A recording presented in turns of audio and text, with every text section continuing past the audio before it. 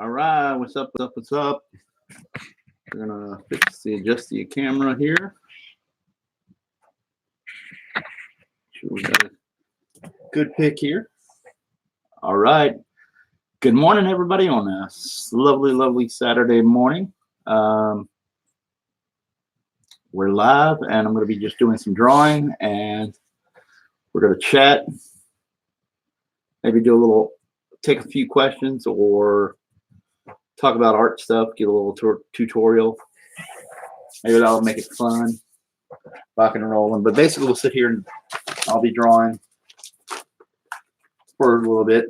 We won't stay on here too long.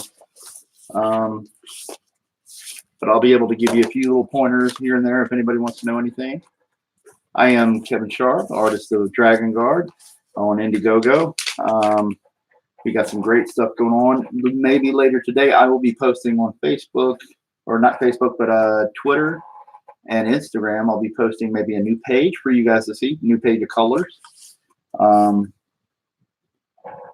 we'll be just having some fun. I'll show you some artwork. I'll draw.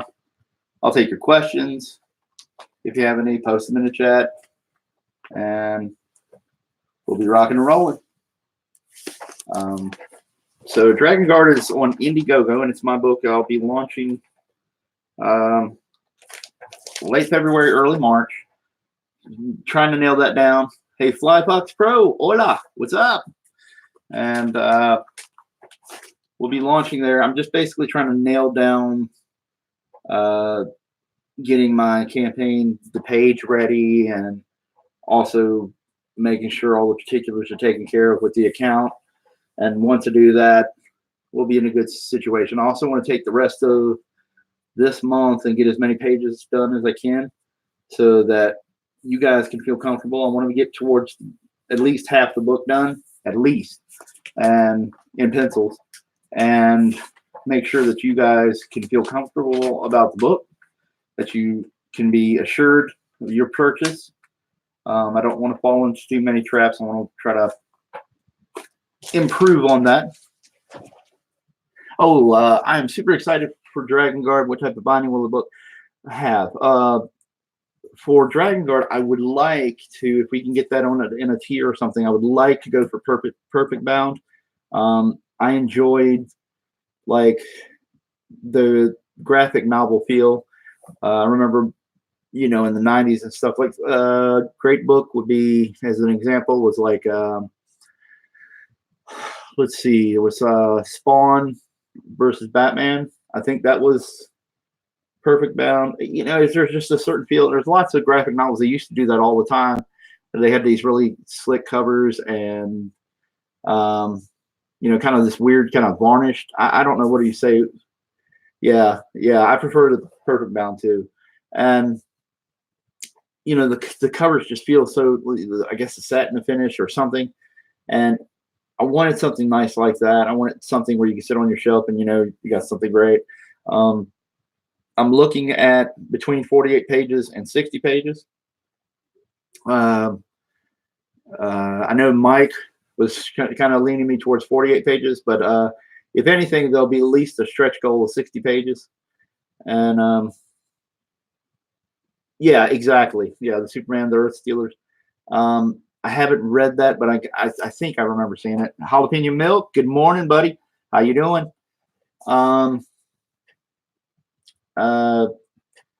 So basically, I would like to look at getting that, and if I have to make that a tier, because I know it's a little bit more expensive to do it that way.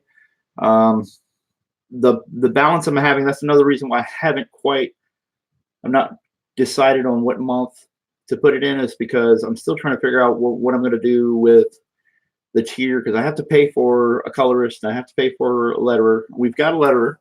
I've got a good guy. I'm really hoping to be able to work with him. It's really exciting, and I'll say more when, because a lot of these people, like, there's a guy I'm looking at for inking a cover who's a really great guy, really cool style, who will be inking one of my covers. A lot of these people I have to pay out of pocket, and I don't really have a lot to deal with. So I have to look at the realistic cost of doing the book And so there has to be a threshold where I have to get past a certain amount of money to fund the book. And Flyvox Pro, I'll color it with crayons for free. Yeah, we got to do a little, we got to try to aim for a little higher quality than that. Jim O'Reilly. Hey, what's up, Jim O'Reilly? Nice to meet you. And you know, so there's there's a threshold that I need to account for. And I know that there's Mike and some other people are trying to explain to me about the algorithm on Indiegogo and how it better promotes you if you pass a goal faster. You know, some people set it lower and then pass the goal, but then you're kind of committed. If you don't make realistically the money you need, you know, what do you do? You know, so there's a colorist, a letterer, a logo guy who will handle my production, setting up the book and stuff. I'll be drawing, writing, and inking it. Oh, Flyfox Pro, thank you, man. Appreciate it. I'll be doing this myself, a good chunk of it. And if I lose out, it's just me losing out, you know, on that end. But I have to have at least enough to pay these guys. So the stretch goals will be at least extra pages, because I did a few polls on Twitter, or I did a poll on Twitter, and I looked at a few other things, and it seems like the fan, yeah, jalapeno milk. That's how I'm thinking about it. And because you know, you don't want to set a unrealistic one and it passes, but it doesn't get where you really need to be, and then you're left holding the bag. I can't do that, you know. And I don't want to do that to anybody else. I mean, a lot of you guys seem really, really enthused about the book and how it's looking. And, you know, I think to an extent, you know, I would like to make a little bit, you know, I would like to do well with it. I mean, everybody wants to be a success. Everybody wants to hit that kind of crazy Earthworm Jim or Cyberfrog or whatever numbers, or you know, Lone Star or Graveyard Shift, whatever. You know, we want to do those numbers. Everybody wants to do that kind of stuff. But realistically, you know, I can't expect something like that. But I think you guys are really, you know, really excited about it. The people that I see are really excited about it. And that makes me feel good. We just need you to, you know, it helps give me an accurate idea of what I'm going to expect on the reception.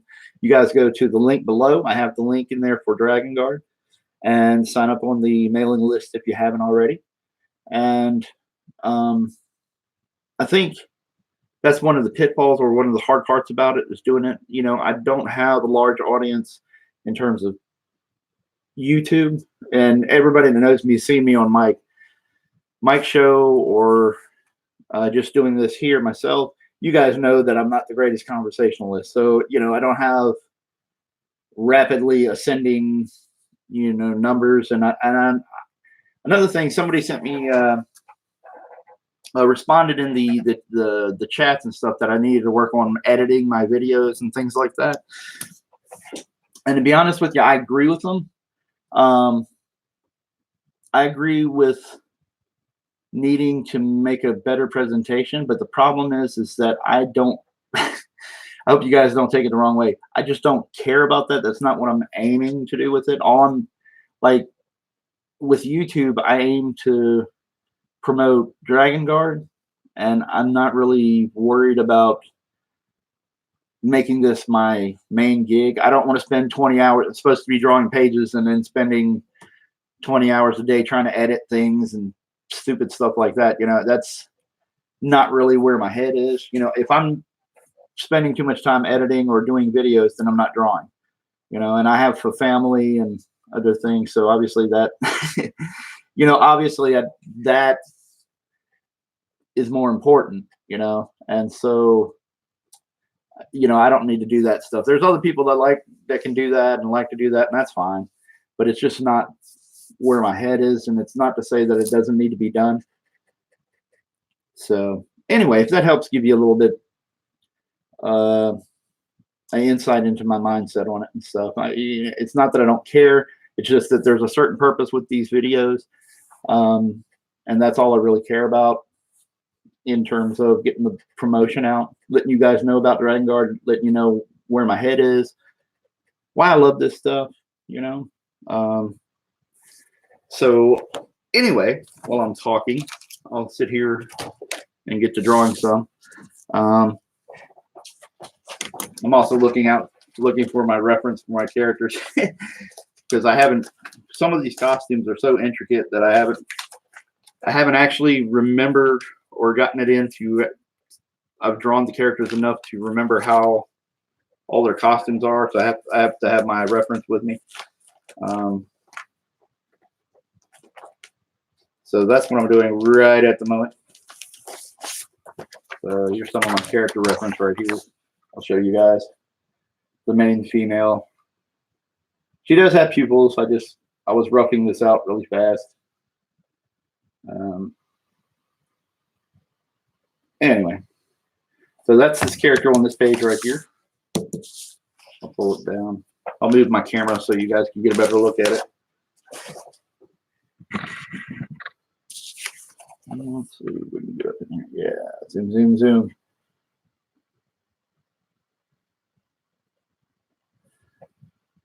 Jalapeno Milk says, we've got enough people talking about how Star Wars is. I prefer this content. Thanks, buddy.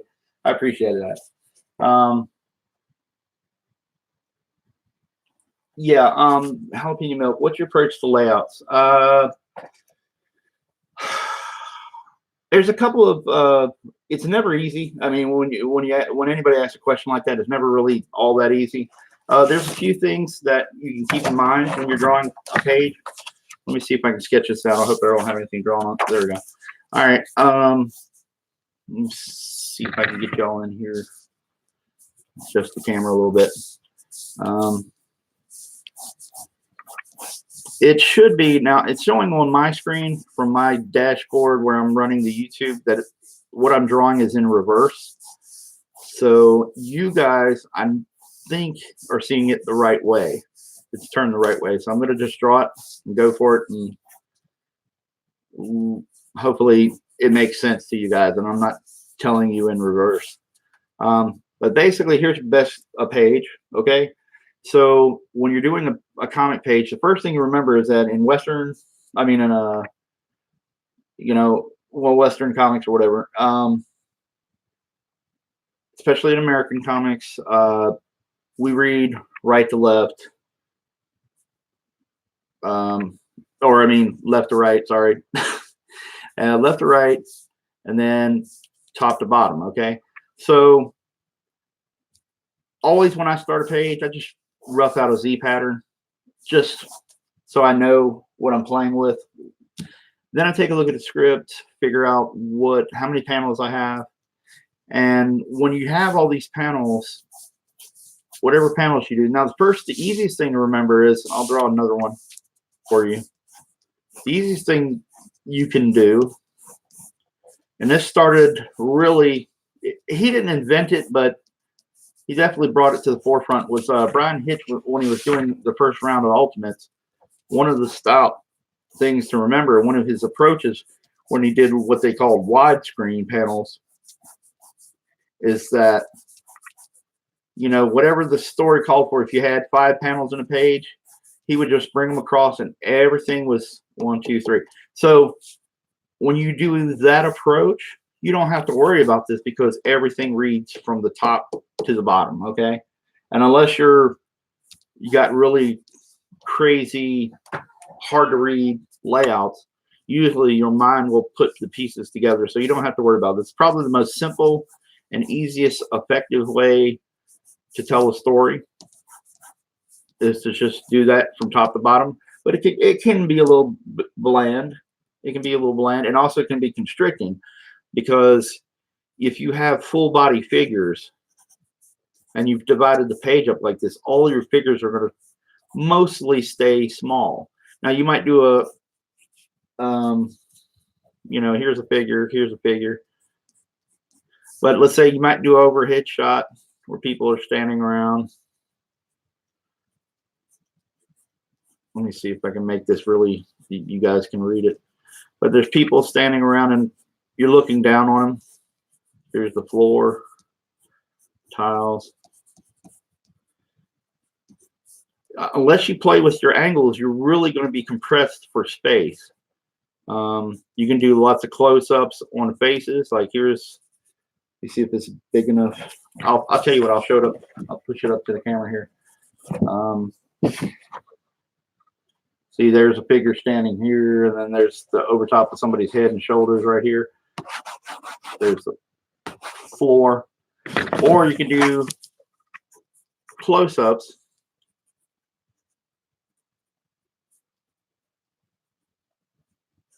On faces, and there's somebody standing here in the back.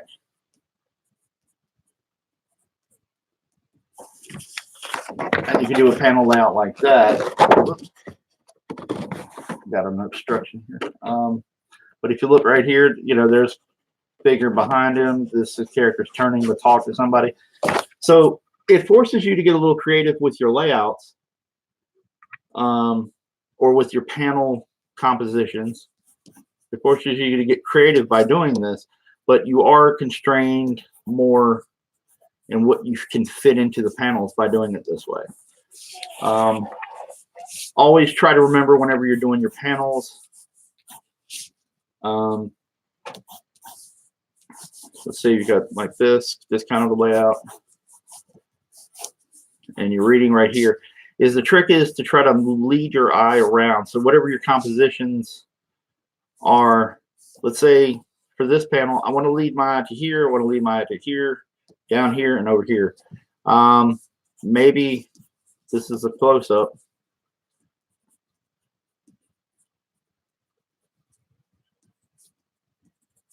Of somebody's face, and I put that just enough off kilter. The main thing to always remember is try not to put somebody dead center of your panel. That's a big deal storytelling wise. You just want to make it interesting. You never set anybody dead center. This guy is just slightly off center, off to one side. But if I want to make my eye move around, I'll just give you an example of it. You know, maybe this character is pointing or something like that, or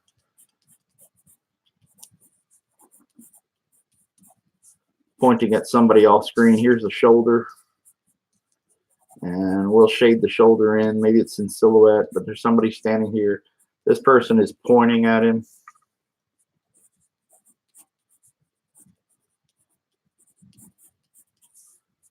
Okay. And then we go over here, and I'll show you overhead. Voila. See all your perspective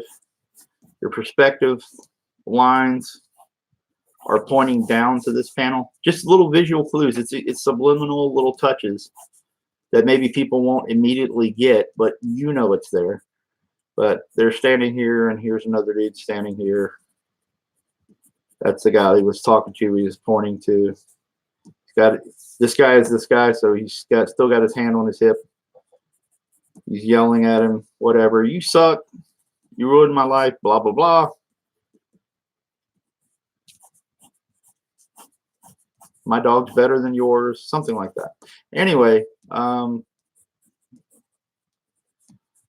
here you go. Maybe you've got a table, a desk, or something. Chair, office chair. Okay, so here's this guy pointing off. This leads your eye. You got the shoulder. This is leading your eye over here. Then you've got the angle and the perspective. This is leading you down to here. This guy is kind of off kilter, but it continues that flow to this panel. And then we want to lead this to here. I'm trying to think of something interesting to show you. Well, anyway, maybe we're flipping the angle. So you've got this guy right here, and we're flipping the angle. This guy's shoulder is over here. We're going to be, this is kind of almost a callback to this shot right here. So we have this guy's over the guy's shoulder. There's his face. I'm drawing it back of his ear.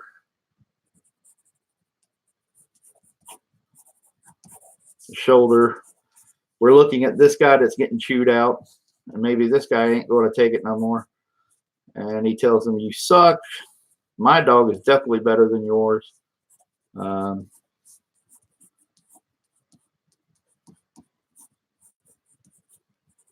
Here we go. Maybe he's got a big old mustache. Maybe he's got this Commissioner Gordon mustache. Okay. Maybe he's John Bolton. I don't know. Who knows? Okay. And so now this shot is forcing you, got a close up here, and this leads you to here. So you've got a bigger foreground element, and then that finger pointing at this guy. This all leads you to this one. And then maybe this one is a real close up of this guy, and Mr. John Bolton says, "You better watch your butt, buddy." I said butt, buddy. Anyway, then it's a close up.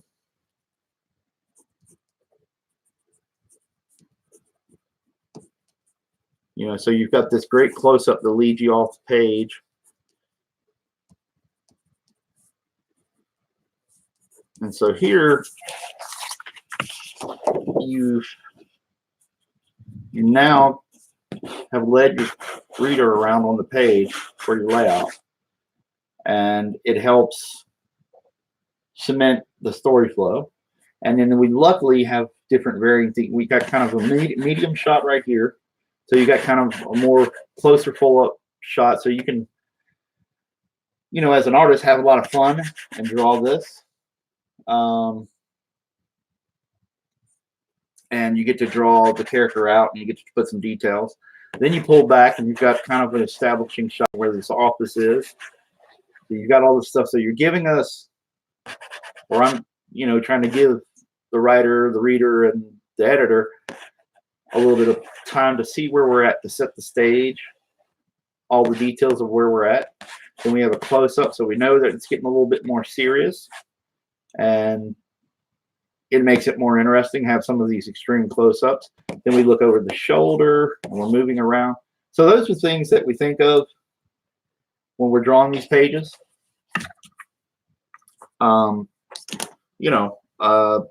It's something I always try to think about, is try to give yourself a little room to establish something, get in there and show some close-ups. I really enjoy drawing close-ups. I like facial expressions. That's always fun. So look at that. So always try to tell your story as creative and interesting as possible.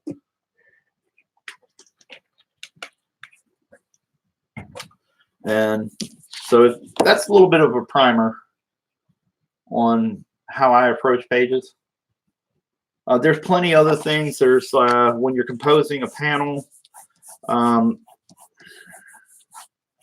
there's the golden ratio, which was basically, I'm not measuring it out. I'm just going to show you the fundamentals behind it. But basically, the golden ratio, you have a near rectangular, it's like 1 1/6 or something like that, ratio of a composition. So you want to make your composition interesting, and basically it comes down, and it's basically like the golden spiral, and then I don't know, it separates.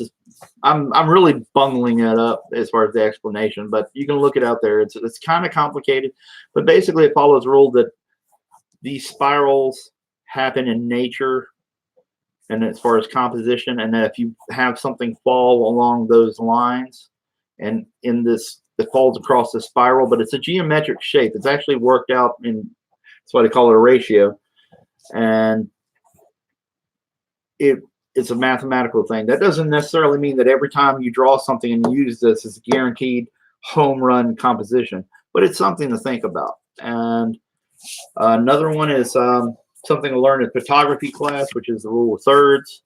Is basically dividing up a photograph or anything, or any composition that you're trying to do, and divide it into thirds. So we've got vertically we have thirds, and then horizontally we have equal thirds. And if anything falls on these points, just like a tic-tac-toe board, if anything falls on these points when you do that, that's a more interesting composition. Like if I have a guy pointing and he's pointing at us, here's his face, all these interesting things. If you have some of these interesting elements fall on those points right here, it makes your composition seem really just more interesting. You know, you see how we've got this guy pointing and his fingers foreshortened and his hand falls on this one, his face falls on this one. So it's something to keep in mind. It's a real easy trick to help you build that composition muscle. Just real easy. So I'll hold it up here for you guys to see. And if you see right there, there's a good example. There's a golden ratio, golden spiral. They'll call it a lot of things.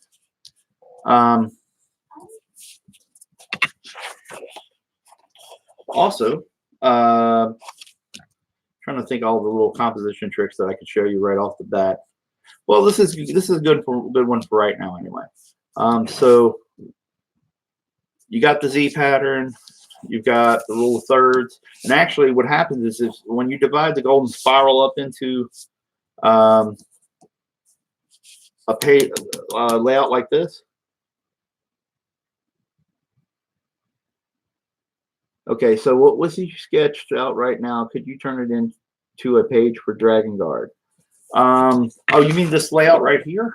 The one right I did here, jalapeno melt. Changing the elements in the characters, yeah, absolutely, absolutely. What I just showed you here, I could easily, given the script, if the script called for this kind of interplay, then yeah, I would definitely turn that into a page for Dragon Guard. I mean, it would be easy to take this layout. So anything I tell you here,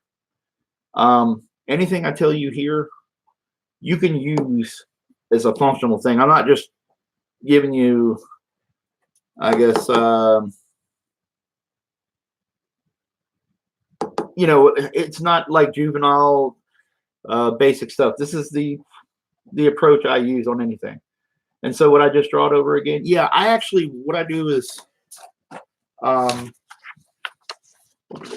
do is draw my layouts on this. You see how there's this is a sheet of typing paper or laser paper, and here's the DC Comics layout. It's just shrunk down, but it's the layout for their blue line pages that we draw on when we draw finished pages. And so I use these as layout sheets. So everything I draw this size. Like that layout I just did for you guys, I draw it on this size. And then I enlarge it like on a copier. And then transfer that layout by tracing it on a light box. And then I just tighten everything up. I mean, a perfect example I can show you. All right, here's the page that I'm working on. Let me see if I got the samples of the photocopy for it. I've got something near my desk. Yeah, here we go. All right, here we go. There's an example of the roughs that I do for that page. And so we see it up here. We say Dragon Guard. I'm working on it. And so this is the rough. I trace this off. I work out everything. Like all these little lines you see right here are actually perspective lines. And then right here, perspective lines. But I did that same process here. Only difference is I applied that little, you know, the widescreen panel format. I did that here. And then I did this because we're being introduced of sorts to Zalara, the character in here, the main female character in Dragon Guard. Since we're being introduced to her, I just decided to go ahead and make that a big giant splashy image while incorporating, I wanted to make that a big splashy image that we're introducing her. And since it's not really an action scene per se, she's like basically a general for the king. and she comes in. There's this disturbance. There's these intruders, and she comes in. That's why she's in the sword there. But you're introduced to her, and so I wanted to make that a big splashy shot. But I didn't necessarily need to make just a splash page to do it. So I try to make it interesting by just doing a full body shot, and then it leads out. And this is widescreen. You read everything straight down like this, you know, straight down the page. So, you know, not everything has to be by the book, but you use those general rules. And if you guys would, please share, like, whatever you need to do. Share, like.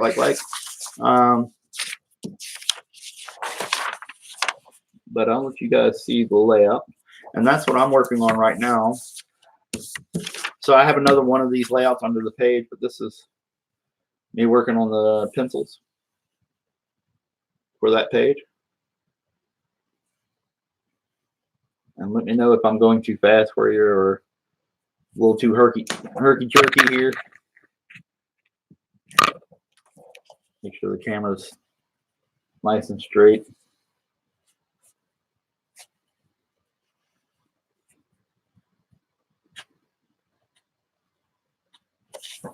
Anyway, so that's the general idea with layouts. What's trying to tell? Oh yeah, a lightbox. Lightbox is basically a lightbox is it's a tool that a lot of people use. Lots of different professions actually use a lightbox. It's just basically I don't know. It's like some of them are 12 by 14, some of them are whatever 12 by 18, things like that. And all they do is they're portable sources of fluorescent light, and they have a little clear screen on it, and it shines up light so you can trace something, or it can illuminate things, that pieces of jewelry, things like that. Lots of people use light boxes for different applications. But a lot of artists use that just basically to trace. It's a tool to trace. Sometimes if you go and look at it, take your artwork, if you draw, if you sketch or anything like that, draw something. It's a cool little exercise. Take and draw something and then put it in a mirror. Because this is pretty much what you're doing with the light box. But you hold your artwork up to a mirror, and when you look at it in a mirror, you might see things that you were doing wrong that you didn't see looking at it the normal way you would look at something. So yeah, exactly. The name says it all. It's just basically it's a portable tracing machine. It shines light up. You know, that's pretty much it. It just shines fluorescent light. You can make your own if you know how to handle electronics and stuff to do the switch, the off and on switch, to make, you know, a cord or whatever. Or you can buy you a fluorescent light and you just assemble it, you know, I had friends take 2x4s or something like that and nail them all together and create their own light box and all that good stuff. Frosted plastic. But yeah, if you take your artwork and look at it in a mirror, things are a little bit off. And so that's what you do. For me, I take a lot of my pieces and I trace them. And what I'll do is I'll flip the artwork over, and on the back, it shines through. So what I would do is I have a red pencil, and the red pencil I draw with it. It shows up better. So the red pencil, it's a non-repro red pencil, and so I would correct things on the back and work it out, then flip it back over, and that way I could fix mistakes of mine. And that's essentially what doing this with the paper taped on the back. Hey, Mecca McCheese, good morning, buddy. Glad to see you in. As with everybody, share. And let's see, I might have an example to show you guys. Yeah, here we go. Perfect example. I'll show you the page for Dragon Guard. This is all right, here's this page right here. Okay. This is the splash page. It's kind of the introduction of our hero. All right, now you look on this and you see this page. I'll try to see if the camera will. Yeah, there we go. Focus, focus, focus. Okay.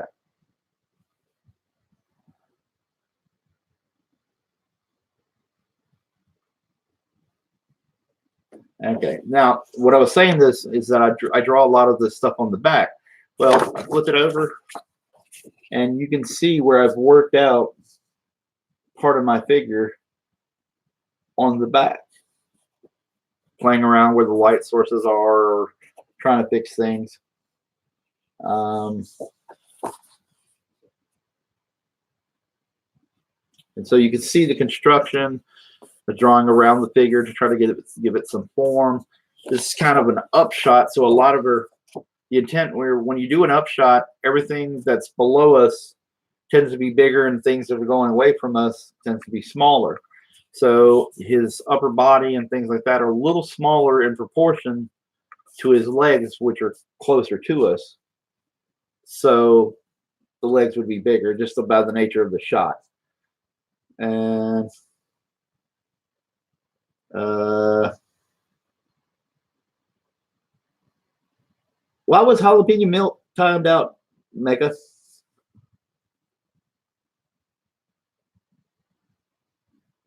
I hadn't seen anything particularly. We're actually just chatting what was going on, man.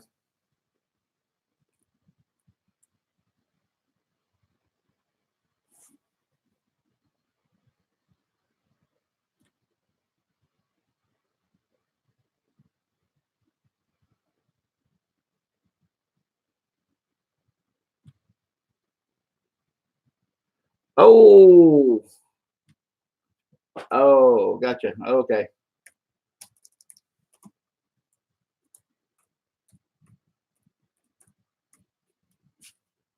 Okay, jalapeno milk, come on back in, man. Okay, I have the phone. Hey, jalapeno milk, you're good, dude. I apologize. It was just an accident, so feel free to come on in, or at least timed out for 300 seconds. I don't know how long that is. Van Hammer. Oh no, no, no, no. Okay, jalapeno milk. If you're watching, dude, number one, apologize. It was just a goof. So please hang around. You got my apologies, dude.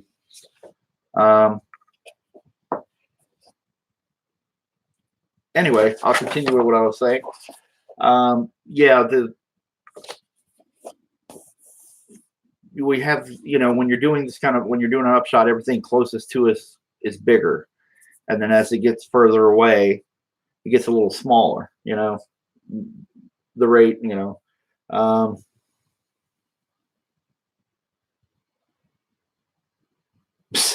Captain Hiltz, Mecha McCheese. I'm jalapeno milk, actually. Jam is where I have YouTube Premium. Flybox Pro doxed. Okay, all right. Cool, cool, cool. Captain Hiltz, good morning, buddy. So anyway, I'll give you guys just a little close up of the artwork.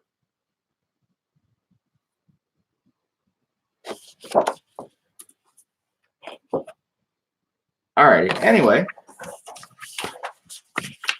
so there you go. This is a look into my process. So if you guys have any other questions, you want to hit me up.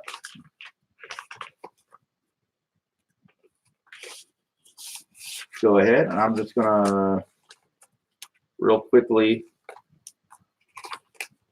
see if I can find some other artwork. Well, here's a good look at that page, and it's where I've drawn it in the actual full scale. That's the scale at which I draw my actual layouts. And I work out all the little details.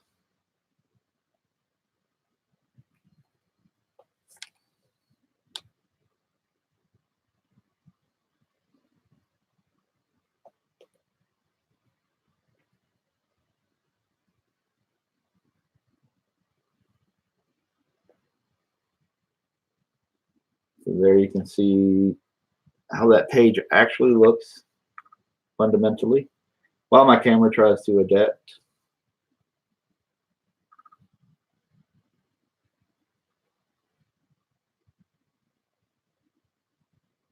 There you go.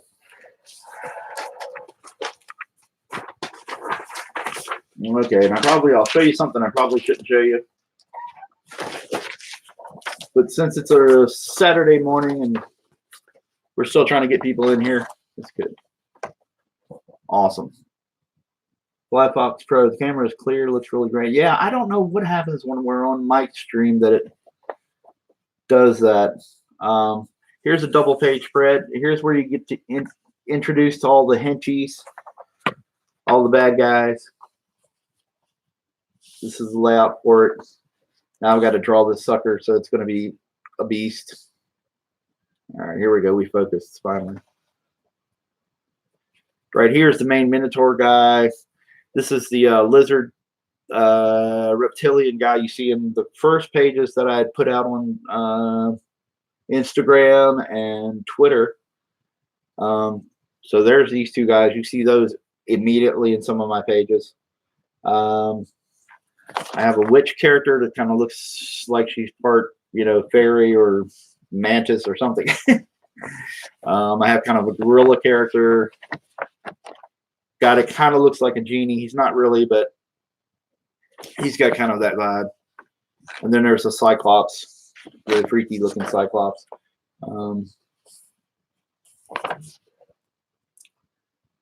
Hey, thank you guys. I appreciate it. Captain Hilps, thank you. FlyFox Pro, thank you. And I'm working out the storytelling in these last two panels. Basically, it's an interrogation scene. There's a character being interrogated. He's actually upside down. She's got her fingers, claws into the guy's head. And she's basically sort of telepathically reading his mind, but by making physical contact and whatever, she's reading his mind and she's saying what's in his head. So there's a real creepy scene. But these two, I've got to work out the storytelling. But this will be a splash or a double page spread in the book. There'll be a couple of those. There's an action double page spread that I'm working on. But you guys are seeing it firsthand. I didn't really want to show it, but you guys are seeing it firsthand. This is kind of a sneak peek. And in the background, there'll be columns. There'll be these, you can't see it here. It's probably too scribbly to tell, but there's actually faces on these columns right here. And they're twisting and curving around the columns like these tortured faces that are all kind of twisting and curving up the columns. So I'm trying to think of really cool, bad guy lair kind of things, like, something cool, Snake Mountain-ish, maybe. But there you go. So I'm constantly thinking, constantly trying to figure out fun stuff for this book.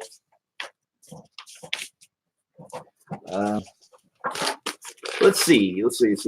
I don't give too much away. I may be giving away too much. If you guys tell me if you don't want to be spoiled. It's all good.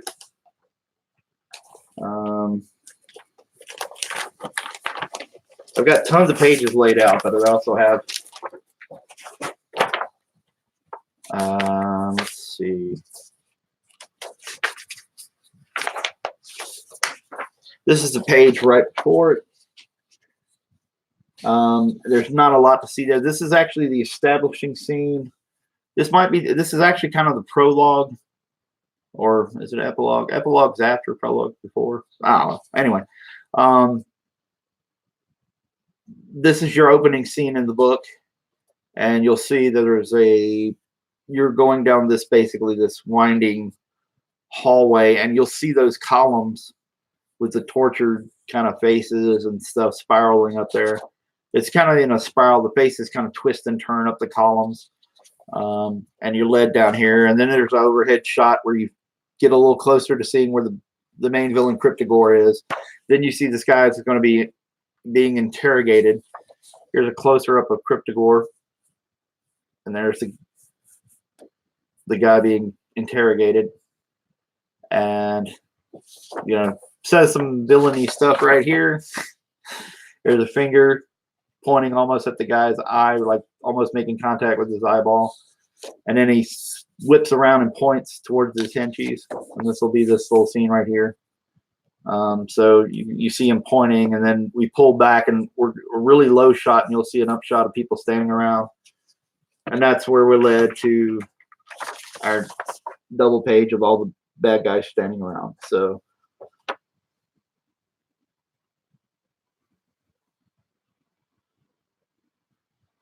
I banned myself. Oh yeah, jalapeno milk spoilers. All right, cool. So anyway, there you go. And there'll be one page where we're introduced to last one. I don't want to give any more away. I know plenty of people, if you watch the video, you'll be seeing this then. But right here will be the introduction. Well, if the camera focuses, hold on. There it goes. I think it's trying to do it. There we go. All right. Here we have the introduction of the Dragon Guard, for whom the book is named. And throughout the idea of the story is that these guys are protectors of the sword bearer, and the sword bearer, basically there's the spirit and essence of a hero and a dragon in the sword, and whoever finds the sword, they'll be basically, it's a prophecy kind of deal. There's no written prophecy in the book, but it's just saying that, hey, this character's basically returning to the planet because there's something bad happening. I'm not going to say any more, because there's anything else I say is going to give away some kind of coolness. But basically, you see these two characters, and they're supposed to protect whoever the sword bearer is. So in this scene, they're surrounded by the main guards in the castle, and so all this stuff, these little scribbles you see right here, you might see a head. All these are guards, and they got their swords pointed at them. And there's the snake guy you see in the promotional artwork, and then there's the cat character. So the snake guy and the cat character, they're being surrounded. So anyway, you got to see that. And like I said, down in the bottom, if you check out, there's a link in the bottom for the Dragon Guard, the Indiegogo, the sign-up list, the pre-launch, and you get a 10% discount on your purchase of the book. It doesn't apply to other things like pages and stuff, but it applies to the book. So if you sign up for it, but there'll be pages, there'll be trading cards. I'm looking into metal prints for some of the promotional art and some of the covers. And I'm looking at doing the smaller. I want the manageable sizes, so they won't be gigantic. They'll be. I'm looking at maybe a little bit like a, what is it, like 8x10 or something like that. Something a little bit closer to comic size. I may look into a larger print size if you guys say there's a demand for it. They tend to get a little bit more expensive as they get bigger. And I've never dealt with metal prints before, so I'm looking all into there's things I'm trying to take in there, but it's definitely be a stretch goal or tiers for original art, stretch goals for extra pages. We're going to try to make this book perfect bound, because I really love that. I just like the feel of that. It looks good. The plan is at least 48 pages. Roscoe Davis, what's up? Busy here at the barbershop. Just wanted to say hi. Absolutely, dude. Thank you for coming in, man. I appreciate it. And so, perfect bound between 48 and 60 pages. Looking at 60 pages because I really want to tell the story. It's split up. You'll get the introduction of the main character, and then the story of the actual Dragon Guard comes after. And so I wanted to make sure I have enough space to tell that story. And it'll make sense once you see the book. It'll make sense in the context of the story. But we get the henchies. You get to see that cool stuff. Like I said, you got that Roscoe Davis. I'll show you. I just finished showing everybody, but there's a spread, a double-page spread that I'm working on where we introduce all the bad guys, all the henchies. And Captain Hilt says, I think keeping everything around comic form factor or smaller will help with shipping. Yeah, exactly. That's another thing to think about too. I'm looking at that. I don't want to overcharge you guys for shipping. The only problem of just deciding a shipping cost goes around the fact that where I am in Virginia, it's more expensive to send it out to California than it is to send something to Tennessee or send something to New York. So it's a struggle to make sure that I get a reasonable shipping cost and not drive you guys nuts. If I can keep it down to around $10, that's pretty much what I'm going to do. The international shipping is going to be a little bit more interesting because I have to figure out. It gets really high. It gets really high, and a lot of times you can't even track your package when you send things overseas. So I want to do something fair. So some people are doing things where they just offer the digital for the international, a digital version, and that way it's faster, it's easier. But some people don't like digital; they like having the book in their hands, and I understand that too. So international shipping is the only major factor that I'm really hung up on. But Roscoe Davis, just wanted to show you this. That's a layout. And also we were looking at the layouts for the page I was doing. People were asking questions. Excuse me. Okay, and here's this page at full size, or the layout that I do it, the actual size, which is on 8.5 by 11 typing paper. I just folded out the extra unused space, but this is roughly about comic size. And it helps because when you see things smaller and in this context, it helps you visualize the layout better than having a full size board, and your eyes and your mind doesn't take in that large of a thing all at once. So Flyfox Pro says, I rarely get a bundle that has a print. I have a lot of fine art on my walls at my house. I don't have room for more. So for me, prints don't make sense, but I do usually go towards more content. Yeah, well, Flybox Pro, I'm definitely up for hearing about anything that you think is a cool addition, a cool perk, anything like that. You guys are more than welcome. Say something, let me know. The poll I took on Twitter came out to be roughly people wanted more story and wanted more original art than they wanted. You know, some people, you know, I know some campaigns do bookmarks, stickers, things like that. A lot of people say they just don't want that extra junk around. I know some people think it's cool, but it seemed like more people gravitated towards original art, prints, and more story content versus, you know, a lot of the extra little small knickknacks and stuff. If I do include like a bookmark, it'll probably be a freebie, something to help promote it. Looking at trading cards, because I always think those are fun, or sketch cards. Only problem with sketch cards is if I'm drawing sketch cards, sketch cards can be fun. There's a business for that. I know I do a lot of it on the side. Companies like let me see. My brain is Upper Deck, and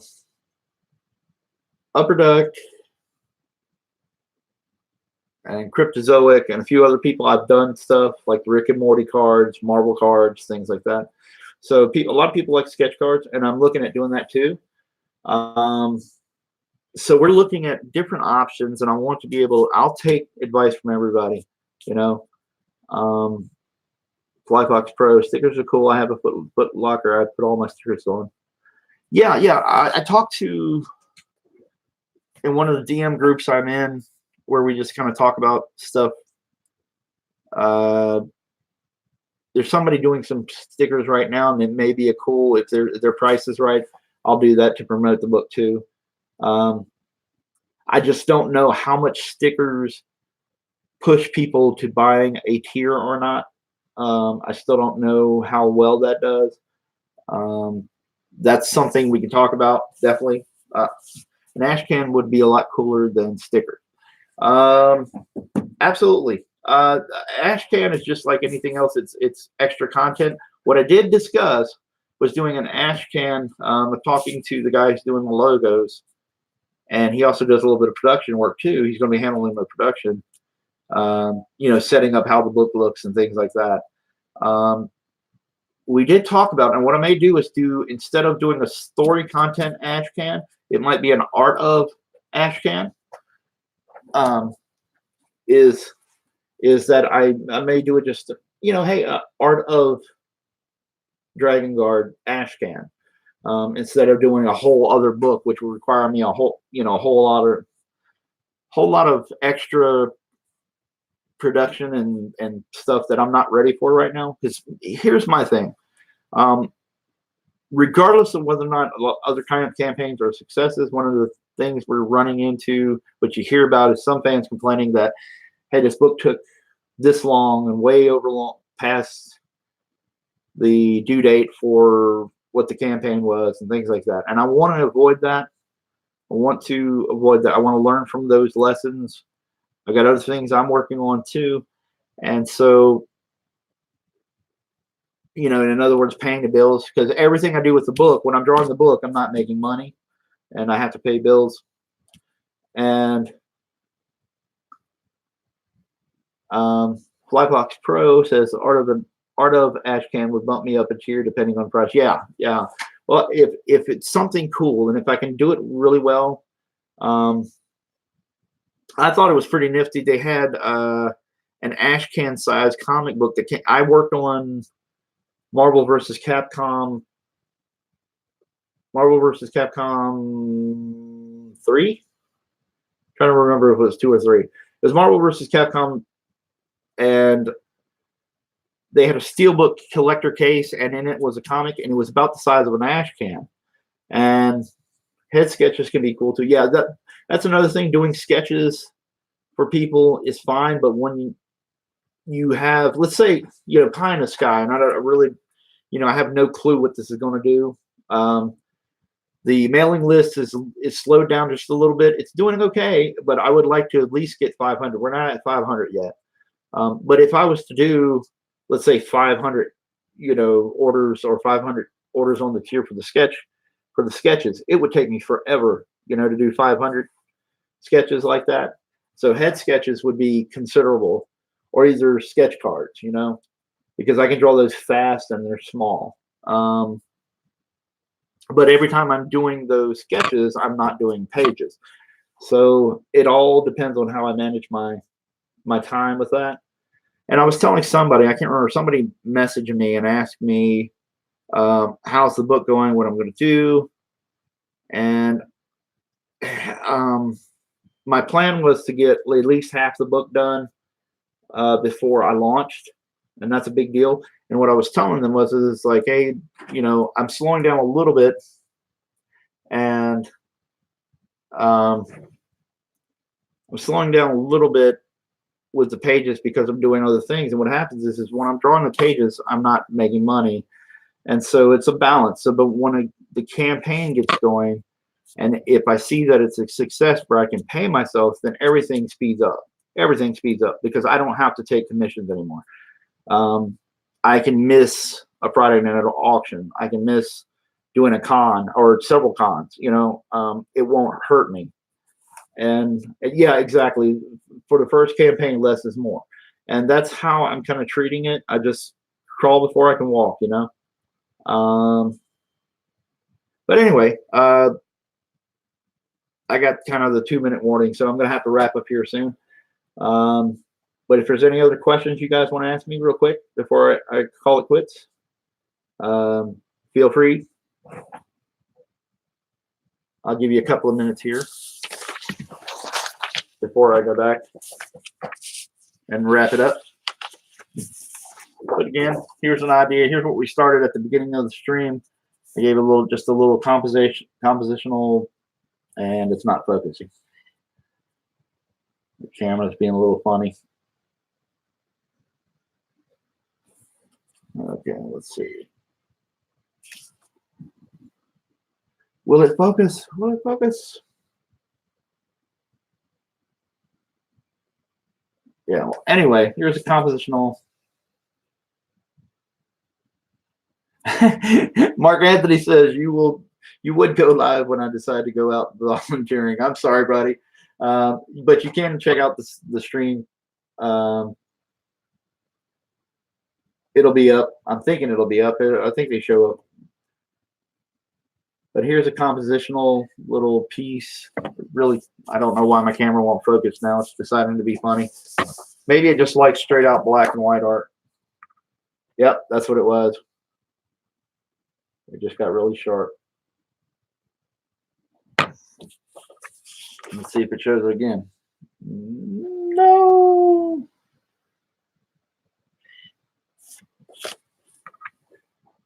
Oh, then it just focused. Okay. There we go. So this was a little compositional lesson that I did with laying out a page. You guys can check that out. And there was another thing with the rule of thirds called rule of thirds, where some of your elements fall on those points. And they're not guaranteed home runs. Like, you know, you still, some days your composition will suck even if you make it work on those, but it's a general rule. So anyway, thank you guys for checking it out. I'm going to call it quits for today. I appreciate you guys coming in for a Saturday morning, and check out Dragon Garden on Indiegogo. And you guys have been awesome. Thank you. Peace out.